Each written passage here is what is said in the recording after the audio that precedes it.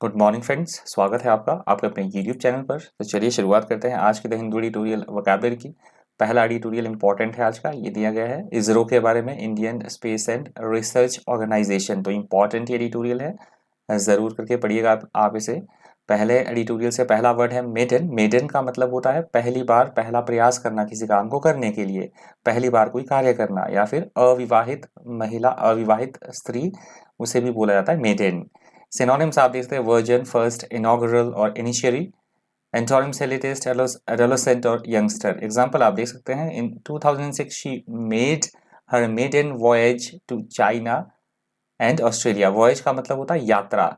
तो 2006 में किसी महिला की बात हो रही है, उसने पहली बार चाइना और ऑस्ट्रेलिया की यात्रा की।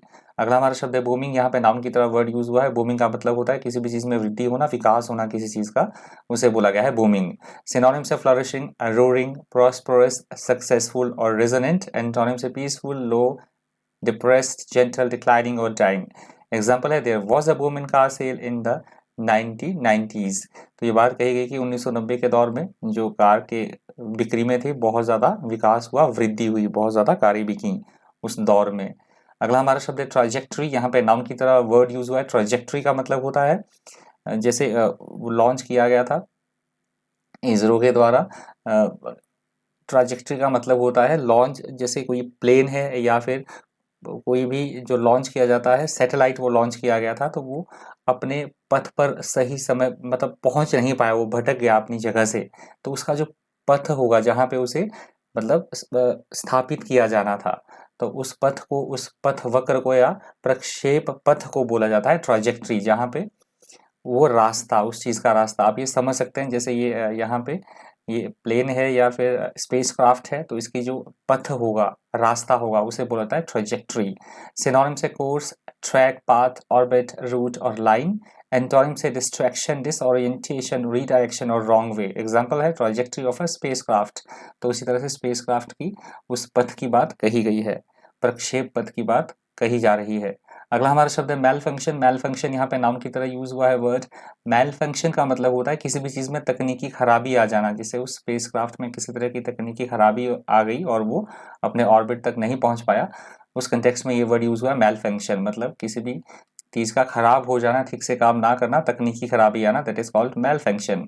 सिनोनिम से failure, crash, fail, trouble, break. Antonym से फंक्शन, ऑपरेट और वर्क, एक्ट। Example है the radiation can damage microprocessor and computer memories causing them to malfunction।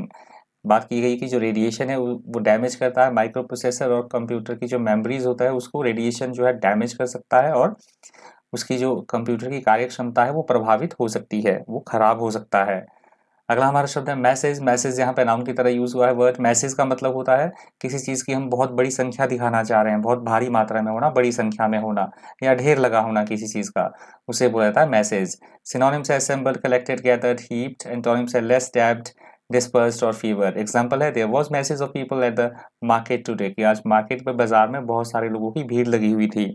अगला हमारा शब्द है अल्योर। यहाँ से दूसरा एडिटोरियल भी शुरू हो रहा है, कॉमनवेल्थ गेम्स के बारे में दिया गया है, ये भी इंपॉर्टेंट है, जरूर करके इसे भी पढ़िएगा आप। पहला वर्ड है अल्योर। अल्योर का मतलब होता है चकाचौंध होना, किसी चीज में आकर्षित करने की क्षमता होना, किसी तरह का आकर्षण, उसे बोला गया है अल्योर। सिनोनिम से charm, lure, attract, appeal, tempt और अट्रैक्शन। एंटोनिम से रिपील, डिसवेड, डेटर और रिपल्शन। एग्जांपल है the lure of the big city. तो किसी बड़े शहर के प्रति आकर्षण की बात कही जा रही है, चकाचौंध की बात कही जा रही है। अगला हमारा शब्द है विगर। यहाँ पे नाउन की तरह वर्ड यूज हुआ है। विगर का मतलब होता है एकदम से उत्साह से भरे हुए होना, जोश से भरे हुए होना, एकदम स्ट्रेंथ और एनर्जी से भरे हुए होना, उसे बोला जाएगा विगर।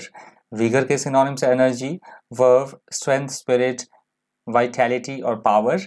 एंटोनिम से लेजीनेस, वीकनेस, लेथार्जी और डेबिलिटी। एंटोनिम से after the break we started work again with renewed vigour. ये बात कही जा रही है कि कुछ समय ब्रेक लेने के बाद हमने एकदम से फिर से कार्य को शुरू किया पूरे जोश एवं उत्साह के साथ। अगला हमारा शब्द है इंक्लूसिव। इंक्लूसिव का मतलब होता है किसी चीज को शामिल करना, सम्मिलित करते हुए, शामिल करते हुए, उसको बोला जाता है इंक्लूसिव, मतलब इंक्लूडेड। सिनोनिम्स है कॉम्प्रिहेंसिव, यूनिवर्सल, ओवरऑल और complete. Antonyms exclusive, limited, narrow और रिस्ट्रिक्टेड। एग्जांपल है the rent is inclusive of electricity. तो किसी तरह की किराए की बात की जा रही है कि इस किराए में जो बिजली का बिल है वो भी शामिल किया गया है। अगला हमारा शब्द है डिलीजेंस। डिलीजेंस यहाँ पे नाम की तरह यूज हुआ है वर्ड। डिलीजेंस का मतलब होता है किसी भी काम को करते समय बहुत परिश्रम से कोई कार्य करना, कर्मठता दिखाना, कार्य को करते हुए स्ट्रॉन्ग डिटर्मिनेशन से कोई कार्य करना, उसे बोला गया है डिलीजेंस। सिनोनिम्स है perseverance, इंडस्ट्रियसनेस, persistence, effort or tenacity. Antonyms are laziness, lethargy, carelessness, indifference or neglect. Example है his diligence won him quick promotions. किसी व्यक्ति की बात की जा रही है कि वो बहुत ही मेहनती है, बहुत ही परिश्रम से उसने कार्य किया, जो कि जिससे कि उसको प्रमोशंस जो है वो जल्दी जल्दी मिलती गई। अगला हमारा शब्द है चेरिश्ड। यहाँ पे वर्ब की तरह वर्ड यूज हुआ। चेरिश्ड का मतलब होता है किसी भी तरह की स्वीट मेमोरी है कोई, तो उसको अपने हृदय में संजोए रखना और अक्सर उसे याद करना, उसे बोला गया है चेरिश्ड।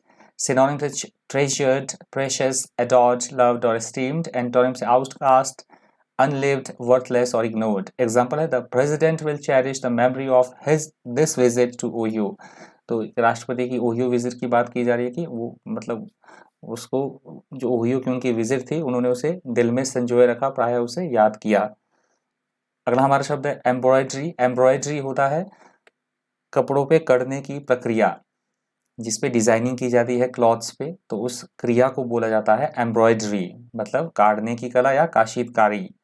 सिनोनिम्स है needle work, fancy work, decoration और स्विंग। एंटोनिम से ईजमेंट और रिडक्शन। एग्जाम्पल आप देख सकते हैं कि किसी महिला ने उस मतलब करने कपड़ों को काटने की कला भी सीखी और मतलब इस तरह की सिलने की कला भी उसे आती थी, ये काम उसे आते थे। अगला हमारा शब्द है सिबलिंग्स। यहाँ पे नाउन की तरह वर्ड यूज हुआ है। सिबलिंग्स का मतलब होता है हमारे जो सगे भाई बहन होते हैं उन्हें बोला जाता है siblings. Synonyms are brother, brethren, sister or relative. Antonyms are separate, stranger, unfamiliar or people. Unfamiliar people. Example आप देख सकते हैं his siblings are in their 20s। तो वही किसी व्यक्ति के उनके भाई बहन की बात की जा रही है कि वो अपने मतलब 20s में है, वो कम से 20 वर्ष की आयु में है जो उसके भाई बहन है। अगला हमारा शब्द है कोप विद। यहाँ पे वर्ब की तरह वर्ड यूज हुआ है। कोप विद का मतलब होता है किसी भी तरह की मुसीबत है, परेशानी है तो उसका डट कर मुकाबला करना, सामना करना, हैंडल करना सिचुएशन को सक्सेसफुली, उसे बोला गया है कोप विद। सिनोनिम से डील विद, कन्फ्रंट, हैंडल और मैनेज। एंटोनिम से ब्रेक डाउन, एडमिट डिफीट और बी डिफीटेड। एग्जाम्पल है she is struggling to cope with the heavy workload. तो किसी महिला की बात की जा रही है कि वो बहुत ज़्यादा हैवी वर्कलोड है उसके पास, तो उससे वो जूझ रही है, काम का भार उस पर अत्यधिक है। अगला हमारा शब्द है डिमाइस। ये तो इजी वर्ड है। डिमाइस का मतलब होता है किसी की देहावसान हो जाना, मृत्यु हो जाना या निधन हो जाना, उसे बोला जाता है डिमाइस। सिनोनिम्स है डेथ, पासिंग, डिसीज और डाइंग। एंटोनिम्स है सर्वाइवल, बिगिनिंग, बर्थ और क्रिएशन। एग्जाम्पल आप देख सकते हैं the demise of chief minister was sudden and unexpected. तो मुख्यमंत्री के देहावसान की बात की गई है कि उनका जो डेथ हुई, निधन हुआ, वो एकदम अचानक हुआ और अप्रत्याशित था। अगला हमारा शब्द है ट्रायम्फ। यहाँ पे नाउन की तरह वर्ड यूज हुआ है। ट्रायम्फ का मतलब होता है जीत मिलना, जीत का जश्न मनाना, सफलता मिलना, उसे बोला गया है ट्रायम्फ। सिनोनिम्स है सक्सेस, विक्ट्री, सक्सीड और विन। एंटोनिम्स है डिफीट, डिसअपॉइंटमेंट, फेल और लॉस। एग्जाम्पल है the team return home in Triumph. तो टीम की बात की जा रही है कि स्वदेश अपने, जब वो टीम स्वदेश लौटी तो जीत कर वो वापिस अपने स्वदेश लौटी। अगला हमारा शब्द है रिटरेटेड। यहाँ पे वर्ब की तरह वर्ड यूज हुआ है। रिटरेटेड का मतलब होता है किसी भी चीज को बार बार कहना, बार बार दोहराना, किसी चीज को रिपीटिशन करना, रिपीट करना, उसे बोला गया है रिटरेटेड। सिनोनिम्स है रीअफर्म्ड, रिपीटेड, रीस्टेटेड और रिन्यूड। एंटोनिम्स है no more, never, ever, in no respect. Example है he reiterated his opposition to creation of a central bank। तो किसी व्यक्ति की बात की जा रही कि उसने अपने जो विरोधी दल थे, ऑपोजिशन था, उन्हें बार बार ये इस बात पर जोर दिया कि एक सेंट्रल बैंक की स्थापना जो है वो की जानी चाहिए। अगला हमारा शब्द है एनकोर। आनकोर। आनकोर का मतलब होता है किसी अभिनेता के द्वारा, यहाँ प्लेयर की बात की गई है, दोबारा प्रदर्शन करना मतलब अच्छा परफॉर्म करना किसी प्लेयर का, उसे बोला गया है ऑनकोर। सिनोनिम्स है again, repetition, bravo, repeat performance और एक्लेमेशन। एंटोनिम्स है बैड वर्क, ऑफुल वर्क और बैड जॉब।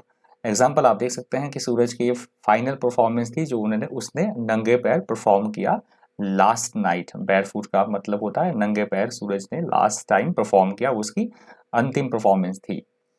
अगला हमारा शब्द है स्टीपल चेज। स्टीपल चेज यहाँ पे नाउन की तरह यूज हुआ है वर्ड। स्टीपल चेज का मतलब होता है बाधा दौड़, जिसमें दौड़ भी होती है और उसमें आपको कई सारी बाधाएं मतलब फेस करनी पड़ती हैं। लंबी बाधा दौड़ या फिर घुड़ दौड़ को भी बोला जाता है स्टीपल चेज। इजी वर्ड है ये, तो देख लीजिएगा। अगला हमारा शब्द है फ्रेजिलिटी। फ्रेजिलिटी का मतलब होता है नाजुकपन या कोमलता या नाजुकपन होना, जिसे इजीली हर्ट किया जा सके, संवेदनशील होना। पहले भी हम वर्ड डिस्कस कर चुके हैं फ्रेजिलिटी, हमने फ्रेजाइल किया था, उसी से ये वर्ड आप याद रख लीजिएगा, फ्रेजिलिटी। हमारा अगला शब्द है क्रंच, ये लास्ट वर्ड है आज की वोकैबुलरी से।